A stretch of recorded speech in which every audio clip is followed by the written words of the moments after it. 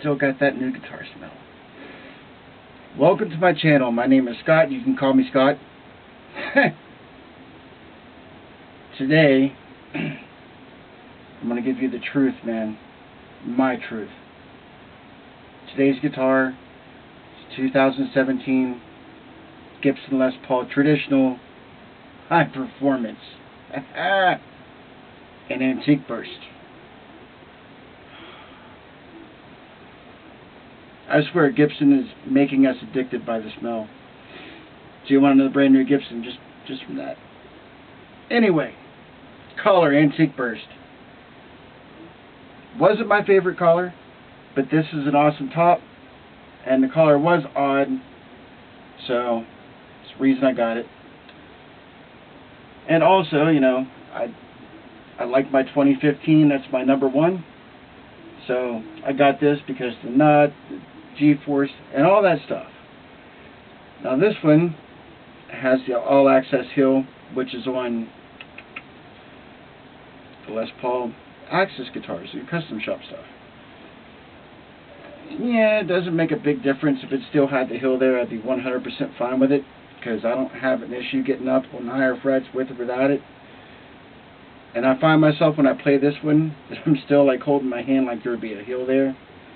Now I did try the hill that they've got for the Moderns now, which they came out with that setup in 2018, and I didn't like it. It's actually in the way. So if you're wanting to get higher frets and that's your thing, you should have stuck with the same thing you were doing for the you know, custom guitars. So anyway, let's get to some stuff here. And of course, everybody yelled, "You can't have a traditional high performance." Yes, you can, and I bought it. Specifically because of that. I thought it was two oddball things. The traditional high performance, the oddball collar, all the push-pulls and stuff, which I like a lot. Especially the in and out of phase. I got that on my standard, which is a traditional spec guitar, but it's still got the push-pulls. So, like that. They did upgrade the G-force, and I have to tell you, man, I'm disappointed about one thing what they did with that. They made it quieter. When it tunes, you don't hear the keys turning as much. I liked the loudness. It was cool. It was robotic. I liked it. But I have to yell about some people again. I have to get a slight rant, just a little rant. When I got this, I had somebody say, "You need to take the G-force off and put tuning keys on there." Who died and made you, Scott Van Camp? No, I don't. I asked the person, "Have you tried this?" No. Then why would you do that? Because you're not supposed to have that on the guitar. You know, ridiculous. Another ridiculous person going to slam something they've never tried. And, you know, that's fine. If I didn't like it, I would take it off, put tuning keys on. In fact, I know a lot of the stores were offering, especially in 2015, that if you didn't want that on there, then you could take it off. They put tuners on there for you and everything, and not charge any extra and all that stuff. So, you know, you have that choice. But here's the thing.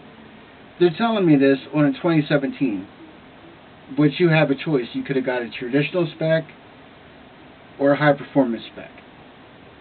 Obviously, I picked the high performance spec for a reason. I wanted all this stuff. Therefore, why would I take it off? Ridiculous. Neck width. Yes, it is bigger than a traditional spec, but not as big as the 2015, and that kind of bums me out. I like the 2015 necks better than I like these. But I tried a couple. I tried a 2017 Classic High Performance, Standard High Performance. This one, the neck, I like this one more than the other ones, so. Crap, there was something else I was going to bring up about this, man. Sorry, it's a one-take video. This is what's happening. Anyway, pickups. This one I left stock.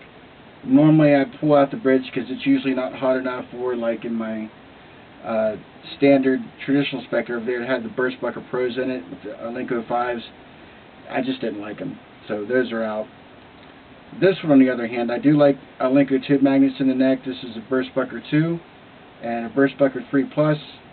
I like hotter pickups in the bridge, but this one I can still get my Zakk Wylde harmonics out of it and everything, but it sounds really sleazy, like sleaze rock. It is awesome. So I think I'm going to leave it like that for a while, and since it sounded so sleazy, I named it Sin. So this is Sin, and she's awesome. Non-weight relieved, weighs, I think this one comes in at 10 pounds 4 ounces, which is the odd thing. My 2017 standard traditional spec has got the ultra modern weight relief, but it's actually a couple ounces heavier than this. That one weighs like 10 pounds 9 ounces, around that. You know, kind of weird. But the odd thing now is they're not making traditionals anymore.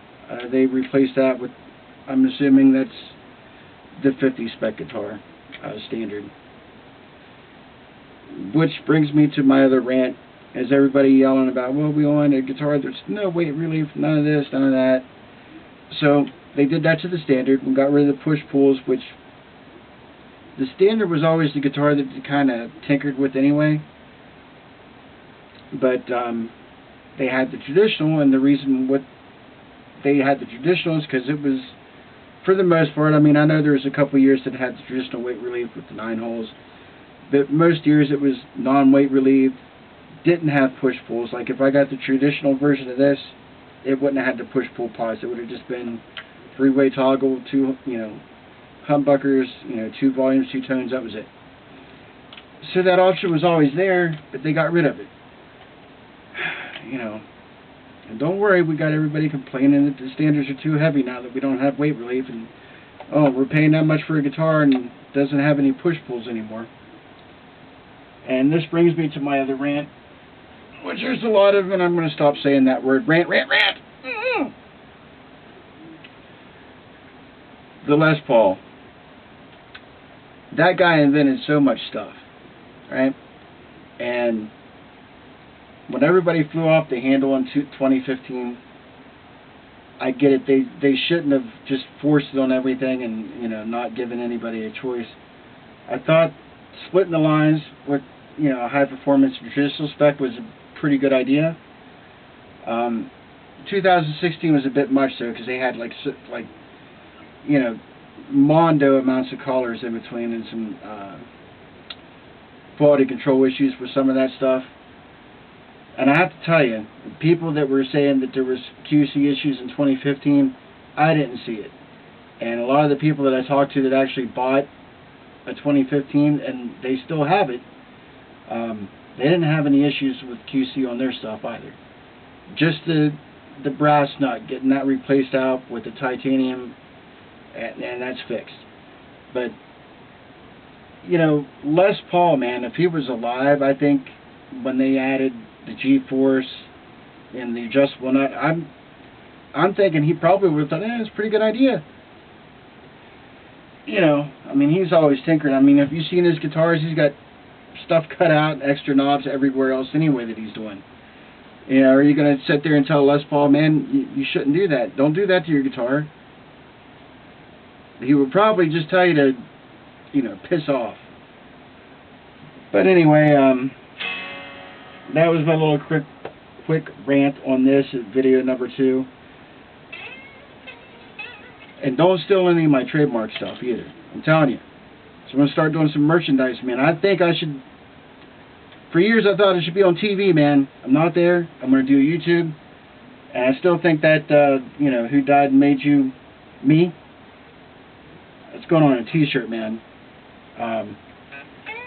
Anyway, like and subscribe. If you don't like it, subscribe anyway. Then you can, give me negative reviews, whatever you want to do. It's a free country and we love that stuff, man. But anyway, like I said, some of these There's just going to be some rants, some better stuff, some good stuff, some bad stuff. And it's all good to me because it's my truth, baby. So, see you next time.